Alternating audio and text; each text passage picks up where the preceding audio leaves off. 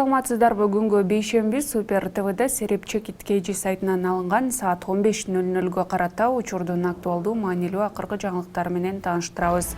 Кыргыз-тажик чек арасына байланыштуу абал учурда Курч боюнча калууда. Соңку сааттарга алынган маалыматтар боюнча жабыркагандардын саны 4 адамга жетти. Бул тууралуу Баткен облустук ички иштер башкармалыгынын басма-сөз кызматынан билдиришти. Ого катышуу болгондо абал курчуп кетпесин деп жарандардын коопсуздугу үчүн эвакуация иштерин жүргүзөбүз. Учурда транспорттарды уюштуруу жүрүп жатат. Чек арага жакын жайгашкан тургундарды эвакуациялоого байланышкан иштер жүрүүдө дешти облус башкармалыгынан. Ошол эле учурда социалдык тармактарда жергиликтүү тургундардын баштыктарын чогултуп, балдарын алып алып, айылдагы мечиттерде жашынып турган видеолору тарады. Сүйлөшүүлөрдүн жыйынтыгында тажик тарап орнотулган камераларды кайра алууга убада берген, бирок айтылган убада аткарыла элек. Бул тууралуу УКМКнын чек ара кызматынан билдиришти. Маалыматка ылайык 28 апрелде орун алган чыр тажик жарандары тарабынан козотулган. 28 апрелден тарта Актактыр, Аксай, Самаркандек айыл өкмөттөрүнө өзгөчө кырдаал режими киргизилген. Учурда тургундар эвакуацияланып жатат.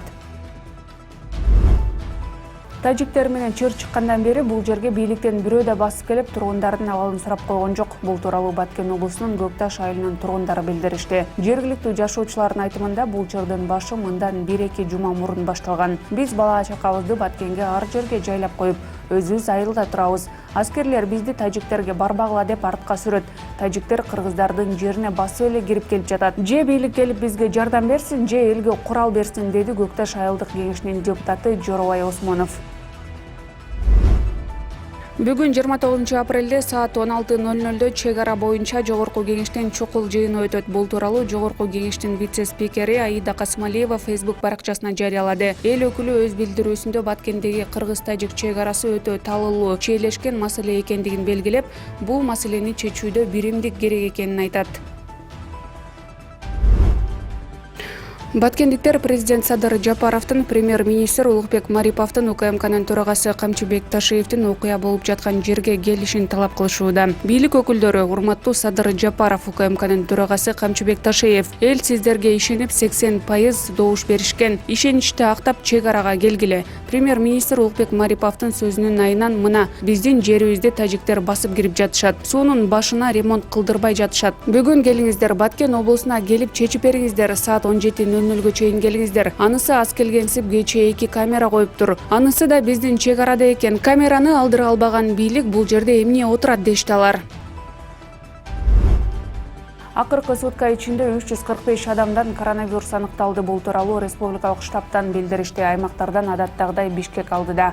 Борбор калаада 224, Чүй облусунда 77, Ош шаарында 5, Ош облусунда 9, Таласта 2, Нарында 9, Ысык көлдө 18, Баткенде 1. Оору катталгандан бери вируска чалдыккандардын жалпы саны 94.944 кишиге жетти. Коронавирустан акыркы күндө 6 киши каза болду. Адам өлүмү Бишкек шаарында катталды. Оору катталгандан бери вирустан кайтыш болгондордун жалпы саны 1598 адамга жетти. Президент Садыр Жапаров бүгүн 29 апрелде Бишкек шаарынын күнү менен Борбор калаанын тургундарын жана меймандарын куттуктады. Ал өз сөзүндө Бишкек шаарынын эң баалуу байлыгы бул анын тургундары экенин айтып, урматтуу бишкектиктер, сиздерге чын ден соолук, бакубат жашоо, бакыт таалай жана ийгиликтерди каалайм. Ар бир үйгө береке толуп, борборубуз Бишкек мындан ары дагы өнүгүп өсө берсин деди. Кыргызстан Россиянын Спутник В вакцинасын сатып алуу үчүн дагы 600 миллион сом каражат бөлөт. Бул тууралуу Саламаттыкты сактоо министри Алымкадыр Бейшеналиев билдирди. Анын айтымында вакцина каражаттын топтолгонуна жараша алынат. 1 миллион доза келери күтүлүүдө. Каражаттын түшкөнүнө жараша вакцина сатып алынат. Бир доза Кыргызстан үчүн $9-10 турууда, дейт министр.